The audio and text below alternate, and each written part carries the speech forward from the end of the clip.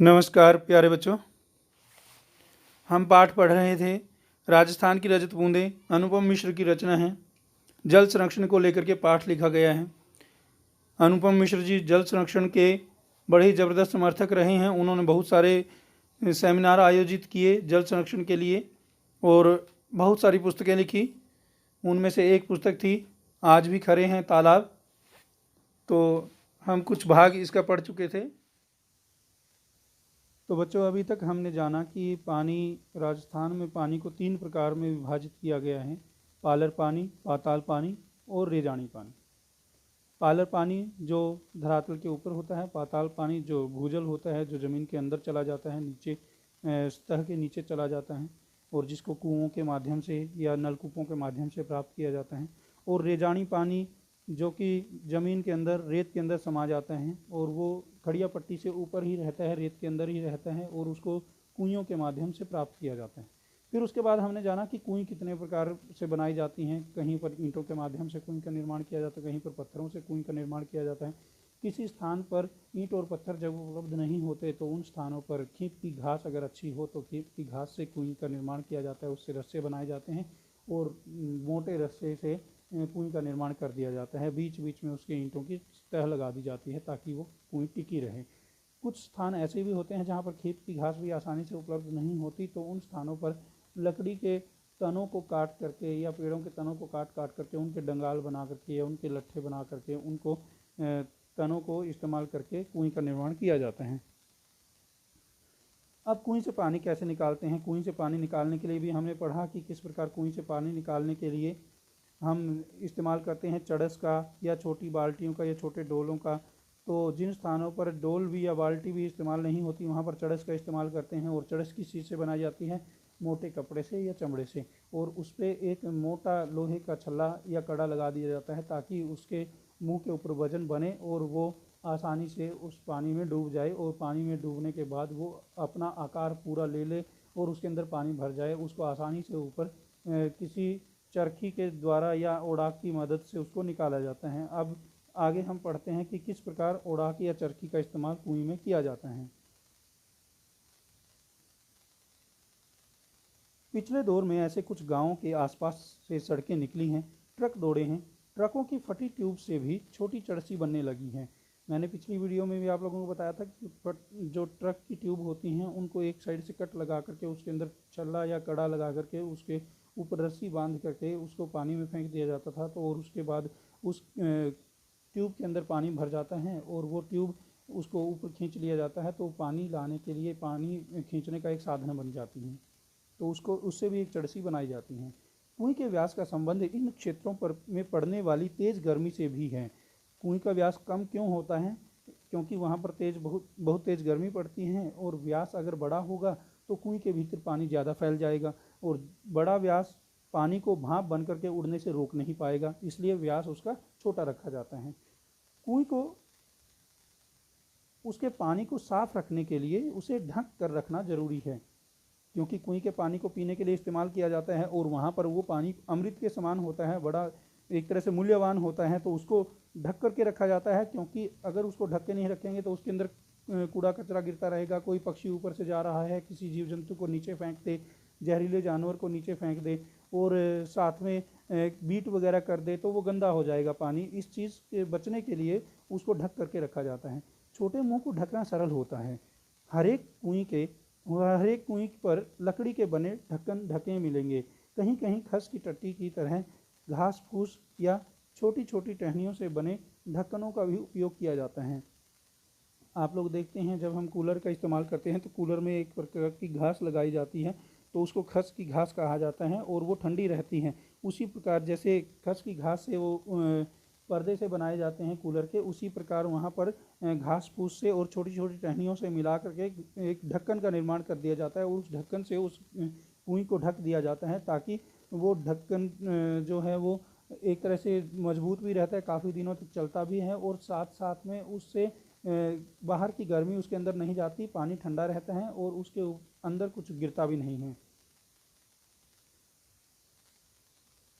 जहाँ नई सड़कें निकली हैं और इस तरह नए और अपरिचित लोगों की आवक जावक भी बढ़ गई है, वहाँ अमृत जैसे इस मीठे पानी की सुरक्षा भी करनी पड़ती है। देखिए, जहाँ पर सड़कें होंगी, आना जाना बना रहेगा, तो लोगों को थोड़ा डर रहता है अपने पानी का, कि क्योंकि वहाँ पर कुइयों का निर्माण हो चुका है और पास में से सड़कें जा रही हैं, तो कोई भी अपना कोई वाहन ले करके, और दोपहर के समय पर जब धूप बहुत तेज़ होती है, कोई वहाँ पर देखने वाला ना हो, तो ऐसे समय का फ़ायदा उठा करके वो पानी चोरी करके लेके जा सकते हैं। उस इसके लिए वो अपने पानी की सुरक्षा करते हैं, और उन स्थानों पर कुइयों के ढक्कनों के ऊपर छोटे छोटे ताले भी लगने लगे हैं।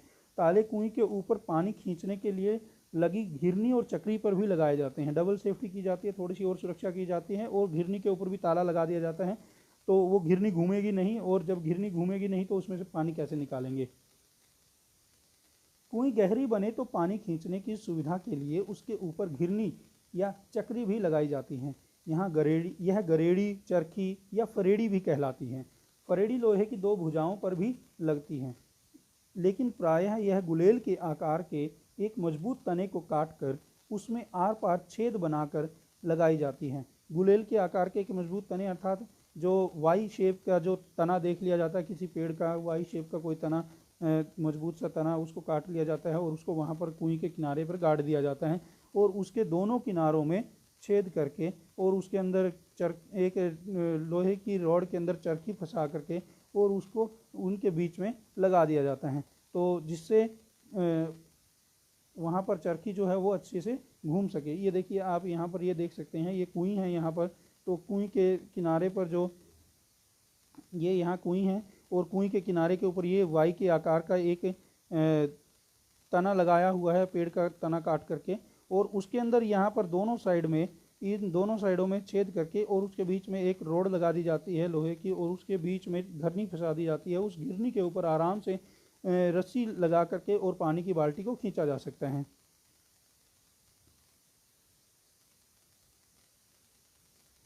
तो इस तरह वहाँ पर इसको हम बोलते हैं ओडाक। ये लोहे की छड़ों से भी हो सकता है, लोहे के दो पाइप्स को लगा करके, या लोहे के दो एंगल्स को लगा करके उनके बीच में भी ऐसे चरखी बनाई जा सकती है, चरखी लगाई जा सकती हैं, और कुछ स्थानों पर ये ऐसे वाई आकार के या गुलेल के आकार के मजबूत तनों को काट करके भी ओडाक का निर्माण किया जाता है, या ओडाक बना लिया जाता है। उसमें आर पार छेद बनाकर लगाई जाती हैं, और इसे ओडाक कहते हैं। ओडाक और चरखी के बिना इतनी गहरी और संकरी कुएं से पानी निकालना बहुत कठिन काम बन सकता है।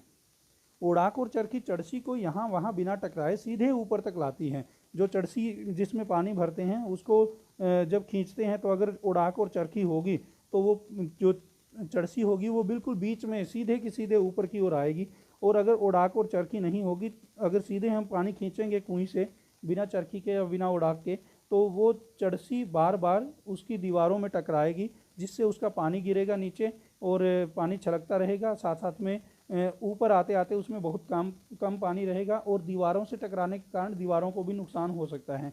तो इस चीज़ से बचने के लिए वहाँ पर ओडाक और चरखी का इस्तेमाल किया जाता है।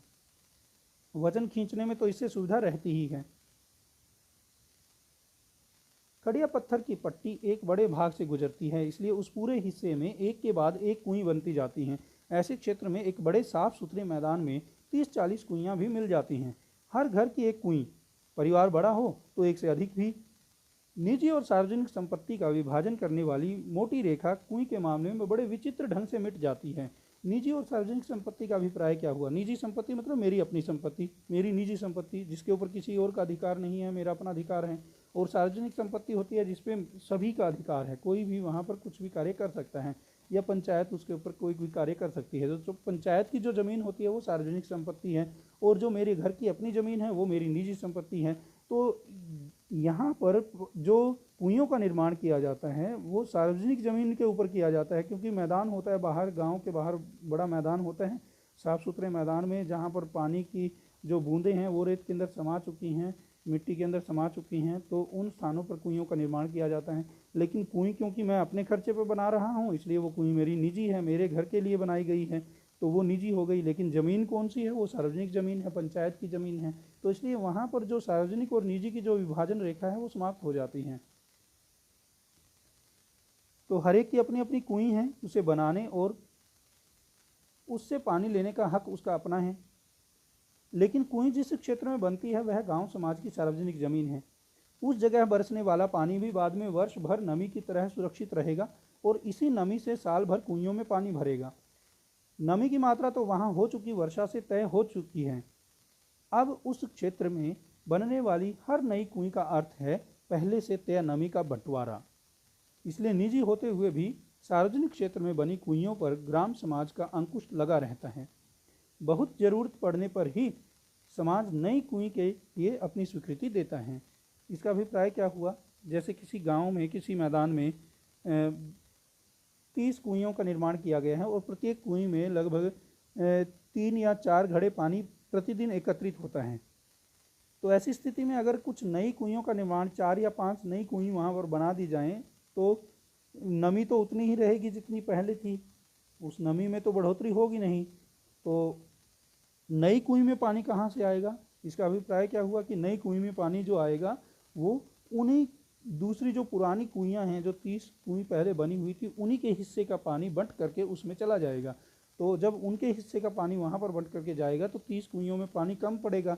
इसका मतलब क्या हुआ कि उनमें भी पानी थोड़ा थोड़ा कम हो जाएगा, सभी कुइयों में पानी थोड़ा थोड़ा कम हो जाएगा। और इस तरह नई कुई का निर्माण करना अर्थात पहली नमी का या पहले पानी का बंटवारा करना है। तो ऐसी स्थिति में लोगों को पानी की कमी हो सकती है, इसलिए बहुत आवश्यक होने पर ही नई कुई के निर्माण की अनुमति दी जाती है, नहीं तो नई कुई के निर्माण की अनुमति नहीं दी जाती। हर दिन सोने का एक अंडा देने वाली मुर्गी की चिर परिचित कहानी को जमीन पर उतारती है कुई। इससे दिन भर में बस 2-3 घड़ा मीठा पानी निकाला जा सकता है। इसलिए प्रायः पूरा गांव गोधूली बेला में कुइयों पर आता है। गोधूली बेला अर्थात शाम का समय। गोधूली बेला क्यों कहा जाता है शाम को? क्योंकि पहले जैसे गाय जब चर करके बाहर चरवागाह से चर करके जब वापस घर पे आती थी तो उनको अपने बछड़ों से मिलना होता था, तो इसलिए वो बहुत तेज़ गति से दौड़ती हुई आती थी और उस स्थिति में उनके खुरों से उड़ने वाली धूल चारों ओर वातावरण में फैल जाती थी, तो चारों ओर जो धूल भरा वातावरण हो जाता था। और क्योंकि वो गायों के खुरों से उड़ने वाली धूल थी इसलिए उसको गोधूली कहा जाने लगा और उस समय को गोधूली वेला या गोधूली का समय कहा जाने लगा। और ये क्योंकि शाम के समय पर ज़्यादा होता था तो इसलिए गोधूली वेला शाम के समय को बोला जाने लगा। और शाम के समय पर बहुत सारे लोग अपनी अपनी कुइयों से पानी लेने के लिए आ जाते हैं, तब मेला सा लग जाता है। गांव से सटे मैदान में 30-40 कुइयों पर एक साथ घूमती घिरनियों का स्वर गोचर से लौट रहे पशुओं की घंटियों और रंभाने की आवाज़ में समा जाता है। 2-3 घड़े भर जाने पर डोल और रस्सियां समेट ली जाती हैं। कुइयों के ढक्कन वापस बंद हो जाते हैं। रात भर और अगले दिन भर कुइयां आराम करेंगी, अर्थात इस बीच में कोई भी उन कुइयों से पानी नहीं खींचेगा, क्योंकि पानी उनसे जितना निकाला जा सकता था उतना निकाल लिया गया है। अब दोबारा फिर से पानी एकत्र होने में कम से कम 24 घंटे लगेंगे और तब तक उन कुइयों के ढक्कनों को बंद कर दिया जाता है, ताले लगा दिए जाते हैं और लोग अपने अपने घरों पर चले जाते हैं। अब वो अगले दिन कुइयाँ तभी खुलेंगी जब उनसे पानी निकालना होगा, अर्थात अगले दिन शाम के समय। रेत के नीचे सब जगह खड़िया की पट्टी नहीं है, इसलिए कुई भी पूरे राजस्थान में नहीं मिलेगी। चूरू, बीकानेर, जैसलमेर और बाड़मेर के कई क्षेत्रों में यह पट्टी चलती है और इसी कारण वहाँ गांव गांव में कुइयाँ ही कुइयाँ हैं। जैसलमेर जिले के एक गांव खडेरों की ढाणी में तो 120 कुइयाँ थी। लोग इस क्षेत्र को 6 बीसी 6 गुना 20 के नाम से जानते थे। कहीं कहीं इन्हें पार भी कहते हैं। जैसलमेर तथा बाड़मेर के कई गांव पार के कारण ही आबाद हैं और इसलिए उन गांवों के नाम भी पार पर ही हैं, जैसे जानरे आलो पार, सिरगू आलो पार।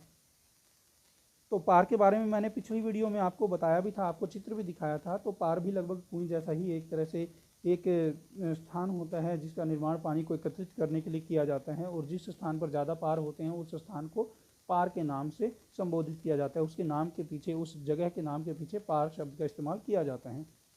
अलग अलग जगहों पर खड़िया पट्टी के भी अलग अलग नाम हैं।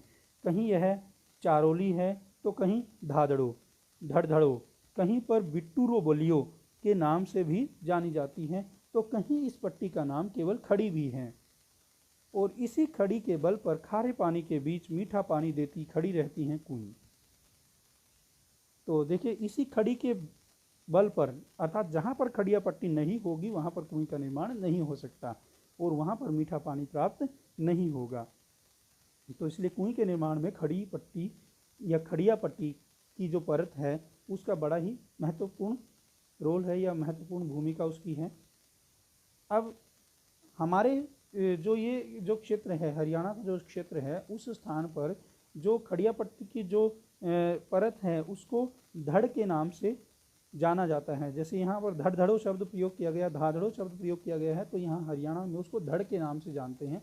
और आप लोग अपने माता पिता से पूछ सकते हैं कि जब नलकूप का निर्माण किया जाता था, नलकूप लगाए जाते थे ज़मीन में, तो उस प्रकार जो उस समय पर धड़ का क्या महत्व होता था, धड़ किसे कहते हैं, और उसमें धड़ का क्या रोल होता था कुएं के निर्माण में या फिर जो नलकूप के निर्माण में। तो आप लोगों को आपके मम्मी पापा आराम से इस चीज़ को बताएंगे, आप लोग उसको ध्यान से सुनिएगा और आप लोग इस चीज़ को और अच्छे से समझ पाएंगे, क्योंकि वो अपने अनुभव के आधार पर इन चीज़ों को बताएंगे। तो बच्चों, पाठ आपका समाप्त हो गया है। अब अगली वीडियो में हम पाठ के प्रश्नोत्तर करेंगे, तो आप अगली वीडियो ज़रूर देखिएगा, क्योंकि ये पाठ बड़ा ही महत्वपूर्ण है और इसके प्रश्न बड़े ही महत्वपूर्ण हैं। ये पाठ में से, इस पाठ में से कोई ना कोई प्रश्न इस आपकी परीक्षा में ज़रूर आता ही आता है। एक प्रश्न तो हर संभव ये प्रयास रहता है एग्जामिनर का कि एक प्रश्न वो इस पाठ में से ज़रूर डाले, क्योंकि मूल्य आधारित प्रश्न इसमें से बनते हैं। तो आप इस पाठ को अच्छे से तैयार करेंगे और अच्छे अंक प्राप्त करेंगे, यही मेरी आशा है। धन्यवाद।